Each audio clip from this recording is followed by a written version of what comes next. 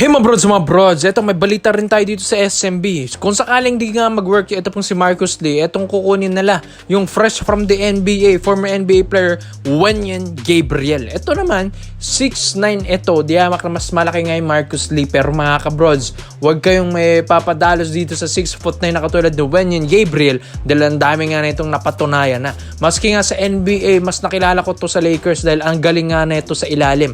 Ang galing na power forward ang position din kasi neto.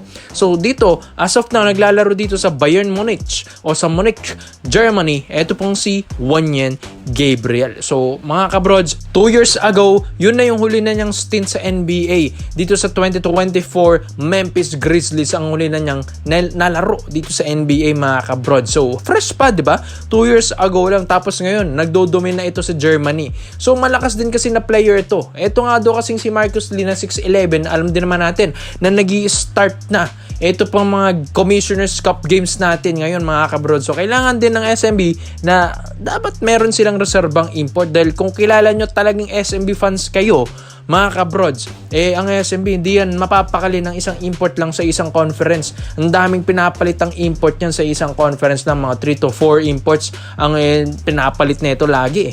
So ito, Wenyen Gabriel, baka nga ito na yung magiging stick import ng SMB kung sakaling di man mag-work doon kay Marcus Lee.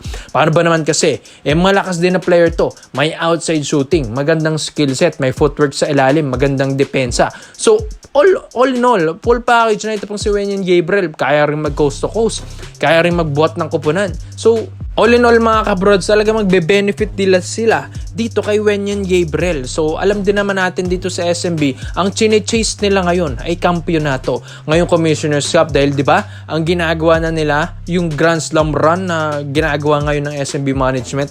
Kaya nangyayari na, 'di ba? Kaka-champion ng last season. Tapos ngayong Commissioner's Cup, ito na naman yung punterya nila. Mag-champion ngayong Commissioner's Cup. Kaya gusto rin nila na meron silang reliable na import, magaling na import, and ito, oobserbahan nila. Ito pong laruan ni Marcus Lee. Kapag di nga nag-work yan mga kabrods, ito na, magtatap na sila na katulad ni Wenyen Gabriel. So, medyo okay rin naman. Ito pong si Gabriel, 28 years old lang din naman ito. Prime na prime pa niya mga kabrods. Kaya itong SMB panalong panalo sa import na ito. Kahit sabihin natin 2 inches lang ang agwat ng dalawang imports na ito, iba pa rin yung experienceadong NBA player. Kaysa nga daw kay Marcus Lee na hindi nag-NBA mga kabrods. Although yes, hindi naman natin minamaliit yung mga hindi nag-NBA player na import mga kabrods. Maski nga si Brownlee hindi nag-NBA pero ilang kampeonato nang bigay sa Ginebra, di ba? Pero ito kasi dagdag pwersa, dagdag lakas na ito para sa San Miguel Beermen. Dahil meron ka ng Junmar Fajardo Buti sana kung itong local bigs ng SMB hindi magagaling Ang gagaling yan, titigas pa. Pardo, Brownial, Tautoa, parang mga imports na rin yan Kaya ang kailangan mo rin sa SMB, hindi na masyadong malaki talagang player dahil syempre masasapawan na yung mga bigs ng local players ng SMB. Kailangan mo rin yung mga saktuhang height lang at talagang may pangmalakasang scoring ability. Katulad ni Wenyen Gabriel, 6'9" ito na kayang pumukol ng tres, kayang pumukol ng jumper, kayang mag-init, kayang magbuhat ng kupunan. Nasa kanya ng lahat mga brods, kaya rin dumepensa ng talagang lockdown defense. Talagang kaya na itong pahirapan yung mga 7-footer na ito Dahil yan din naman talagang specialty laruan niya sa NBA Yung pang-ilalim, kaya na itong makipagpalitan ng mukha mga kabrods. Ito pong player na ito. Kaya sa tingin nyo mga brods talagang worth it at reliable ba na import ng SMB na pamalit kay Marcus Lee? Kung sakali man, ito pong si Wenyen Gabriel. Kaya komento mo lang po yan dito mga brods at isa natin yan. Dito naman po tayo sa kabilang balita naman natin mga brods. Kilala nyo ba? Ito po si Thomas Robinson. Ang 34 years old former PBA import na rin ito dati na nakapaglaro sa NLEX Road Warriors taong 2023. So 6'10" ito mga brods. Pinakawalan lang ito dati ni Coach Yeng Yao dahil talagang maoy rin ito pong import na ito. Pero kahit ganun, talagang malakas na player. Ito pong si Thomas Robinson. Ang dami na itong pinapahirapan kaya nga ang dami na itong nakakaaway na imports at local sa Pinas ng 2023 PBA Dahil napakagaling. Dahil former NBA player, iba yung confidence level, iba yung galing ng isang former NBA player na katulad ni Thomas Robinson. So ito, ayon sa reports and rumors natin, gusto nilang ipalit itong si Thomas Robinson kay Justin Brownlee as their official import na ngayong Commissioner's Cup 2026. Yes, syempre sasabihin nyo, ang dami ng imports ng Ginebra, mga kabrods. Ang dami ko nang nilalagay na import sa Ginebra. Syempre, mga naka-line up lang din naman yan. Mga naka-reservang import in case na mahirapan si Justin Brownlee ngayong Commissioner's Cup 2026. Dahil hindi naman na nabata rin si JB. Kailangan na rin ng pangmalakasang pangmalakihang imports.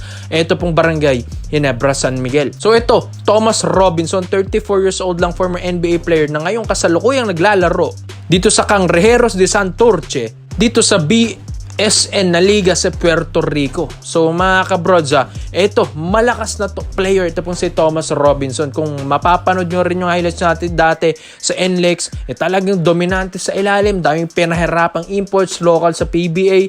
Talagang grabe kung pomoste ito. Grabe kung dumomina ito sa ilalim, mga kabrods. Grabe rin kasi kung kumain ng mga players ito sa ilalim. Ito pong si Thomas Robinson. Yes, yan din naman talagang specialty nito sa ilalim. Yung physicality na ito sa laro, yung depensa nito sa laro, talagang nakakainis. Kaya nga ang daming nakaaway nito sa PBA noong 2023 At hindi nakatagal sa NLEX Road Warriors yan. Dahil sa sobrang physicality na ito sa laro, mga kabrods, ang dami nang nakakaaway nito.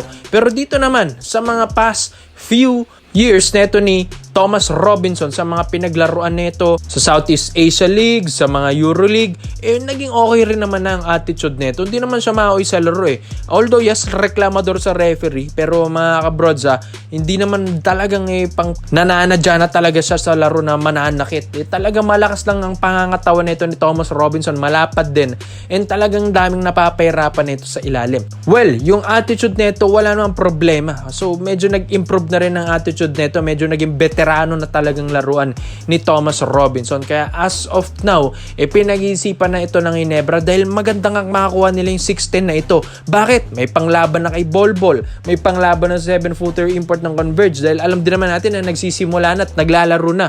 Ito pong Commissioner's Cup games natin, ongoing na. Diba? Ang lakas na, ang lalaki pa ng mga imports na yun. Kaya mahirapan talaga dyan sina JB, Japet Aguilar, Norbert Torres, Troy Rosario. Diba? Hirap na yan ng mga local bigs ng Ginebra. Tapos si JB pang import nila na 6'6 lang. So kailangan nila ng pangmalakasang katulad ng 6'10 na si Thomas Robinson, at alam kong papalag talaga ito sa mga 7-footers ng mga imports nito sa iba't ibang kuponan mga kabrods. And yun, alam din naman na rin niya ang sistema sa PBA, and syempre nakalaban na rin naman niyang, if ever man na nakalaban na rin naman niyang Ginebra, sistema ni Coach Tim Cone. And mga kabrods, malaking boost ito para sa barangay Ginebra San Miguel. Di naman natin sa amin na maliit si JB, pero mga kabrods, 3 years na rin hindi napapa-champion ni Brownlee ang Ginebra. Baka panahon na rin para magpalit na ng mas malaking import ng barangay Ginebra San Miguel. Ito, Thomas Robinson, magaling na player yan. Dominante at malakas pa sa ilalim. Kaya ikaw mga bros, sa tingin nyo ba,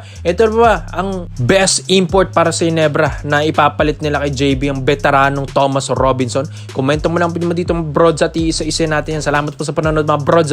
This is Phil Basketball Trade Option lang. I'm out.